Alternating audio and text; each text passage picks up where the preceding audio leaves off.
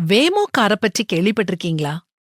வேமோ அப்படிங்கிறது டிரைவர் இல்லாம தானே இயங்கும் கார். பயணிகளை ஒரு இடத்துல இருந்து இன்னொரு இடத்துக்கு பாதுகாப்பா கொண்டு போறது தான் இதோட பணி. இது ரோபோ டாக்ஸி. இதுல பல கேமராக்கள் பொருத்தப்பட்டிருக்குது.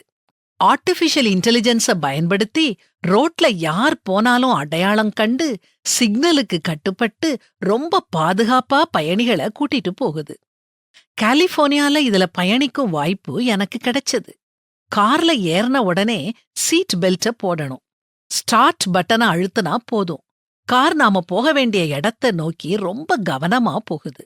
சிக்னல்ல நிக்குது, யாராவது குறுக்க வந்துட்டா நிக்குது, பின்னாடி வர்ற கார் முந்தி போகணும்னா இடம் கொடுக்குது, முன்னாடி போற காரை அழகா ஓவர்டேக் பண்ணுது. எவ்வளவு அதிகமான டிராஃபிக் இருந்தாலும் எந்த பயமும் இல்லாம ஒரு பாதுகாப்பு உணர்வோட அதுல பயணிக்க முடிஞ்சது. இத நம்முடைய வாழ்க்கையோட கொஞ்சம் ஒப்பிட்டு பாப்போமே.